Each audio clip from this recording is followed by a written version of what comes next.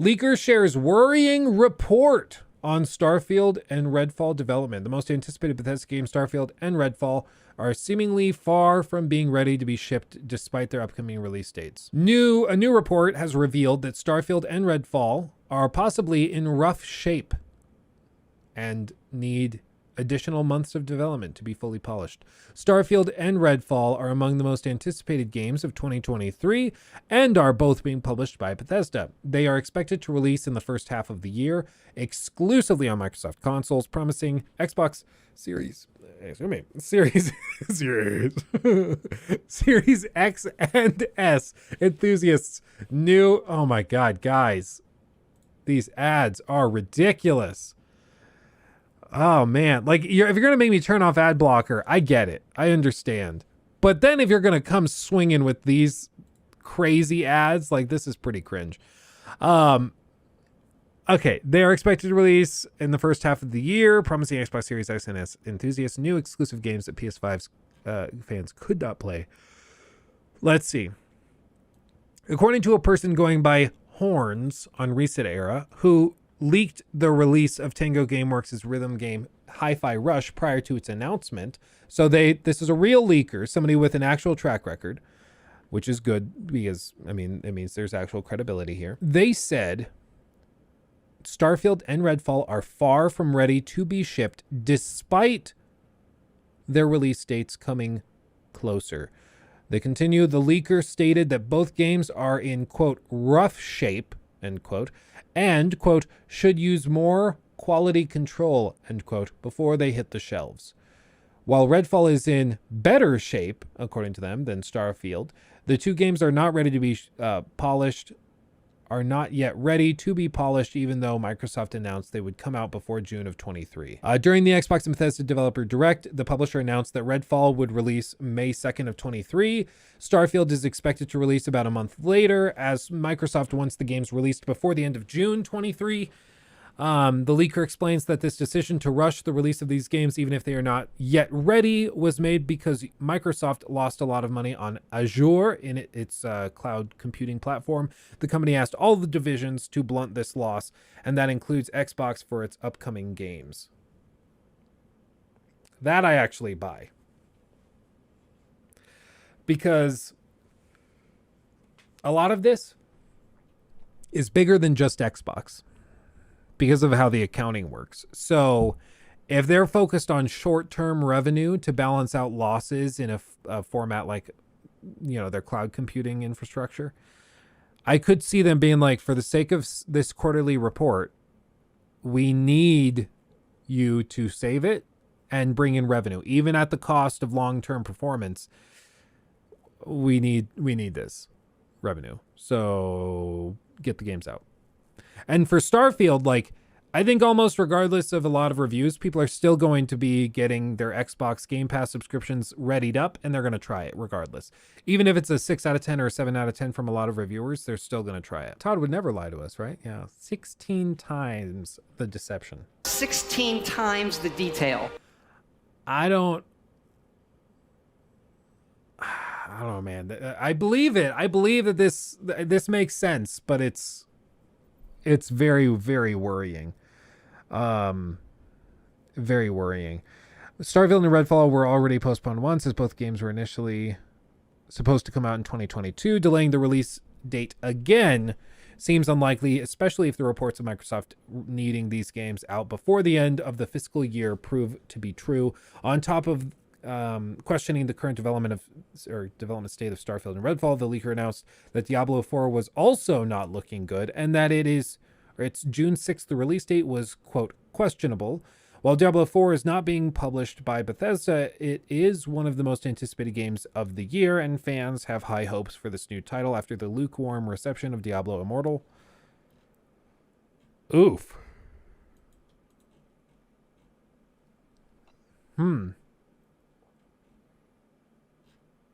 Okay, well, first, as a point of fact checking, let's just do this. Let's look up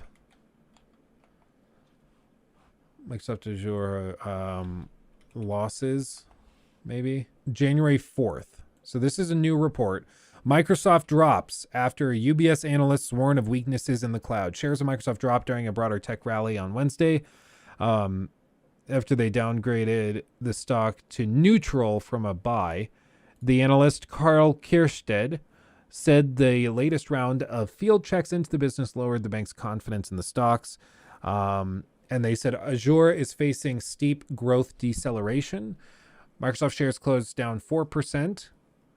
The analyst said Office 365, which has been a, quote, remarkably steady machine of late, could see slower revenue growth in 23, while Azure is entering a steep growth deceleration that could be worse in 23 and 24 than investors are expecting. Okay, Google or Cloud Rival, Google put together an estimate of Microsoft Azure's business based on a leaked Microsoft document and some extrapolation of other market data. The Google analysis, which CNBC viewed last month, shows Azure ending the 2022 fiscal year with an operating loss of almost $3 billion, narrowing from a loss of more than $5 billion last year. Or 21. That's a lot. That's like a lot. I mean, it's not as much money as Facebook or Meta is just casually spending, but that's still a hell of a lot. 16 times the waste. AWS and Google Cloud might be eating some of their lunch, to be fair. Oh, absolutely. AWS is huge, but what's funny is like I read a book on Jeff Bezos in college, and he actually was initially very much against investing a ton of money into cloud services and server infrastructure and stuff. His tech people were like, we need to do this, and then we can start to sell out server infrastructure to other companies. We can create a whole new revenue stream just from our server infrastructure.